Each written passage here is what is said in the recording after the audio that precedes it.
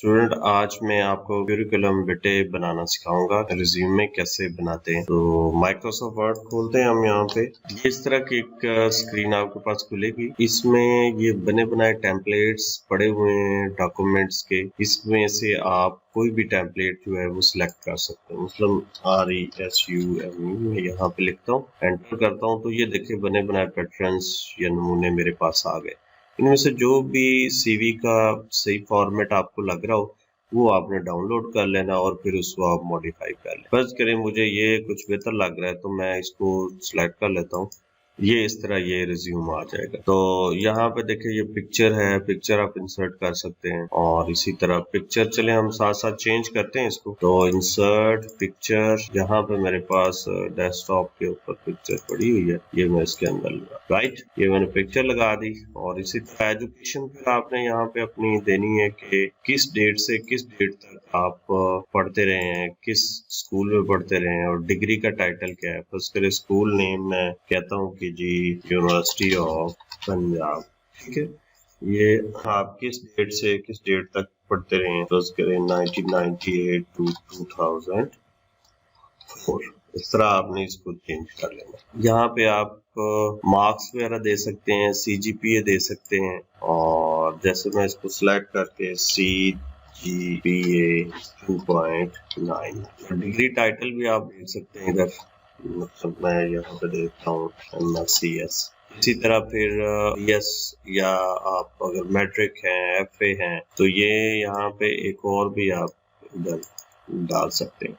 तो अगर आपने इसको कॉपी करें Ctrl+C और यहाँ पे इसको आप यहाँ पे मैं एरो की से आता हूँ और अब यहाँ पे भी आप अपना एजुकेशन दे सकते हैं। BCS अगर आपने किया है, CS किया है या MBA किया है, तो उसी हिसाब से आप अपना CGPA यहाँ पे डालें। अब यहाँ पे आप कंपनी नेम, वर्क एक्सपीरियंस के कहाँ आप काम करते रहे, कंपनी नेम लिख दें, जॉब टाइटल लिखते हैं। फर्ज करें आप काम करते रहे हैं और इसमें आप एज एडमिन इंचार्ज हैं। यहाँ पे डेट दे दें, किस डेट से किस डेट तक आप करते रहे। यहाँ पे आप जॉब की डिस्क्रिप्शन दे सकते हैं कि आपकी रिस्पॉन्सिबिलिटीज क्या। इसी तरह दूसरा एक्सपीरियंस, तीसरा एक्सपीरियंस, चौथा एक्सपीरियंस आप इस तरह देते जाएंगे। यहाँ अब यहाँ पे हम लोग ये अपने स्किल्स के चार्ट को सेट करेंगे। तो इसके लिए आप जरा ये इसको सिलेक्ट करें, इसके लेआउट में और यहाँ पे डिजाइन में आपको ऑप्शन मिलेगी इसको फॉर्मेट करने के लिए। इसको या आप डबल क्लिक कर दें तो इस तरह ये एक डिजाइन व्यू आ जाएगा चार्ट का। तो इसमें एडिट डाटा में जाएं, एडिट डाटा, और यहाँ पे ये स्किल 1 आप लिखेंगे, स्किल 2 लिखेंगे। जैसे ये स्किल 5 है तो इसको हम MS वर्ड कर देते हैं और इसका लेवल आपने देखना है कि कितना है। मतलब 0.5 है तो इसको 1 कर देते हैं, 1.5। और इसी तरह आप 1 कर दें अगर 100% करना है। इस तरह इसको मैक्स कर देते हैं, इसको 0.5 कर देते हैं।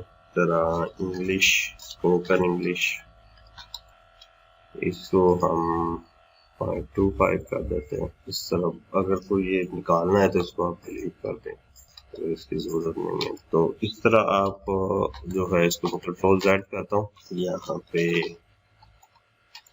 आप अपनी इंडस्ट्री के मुताबिक अपने स्किल्स जो हैं वो यहाँ पे टाइप करेंगे।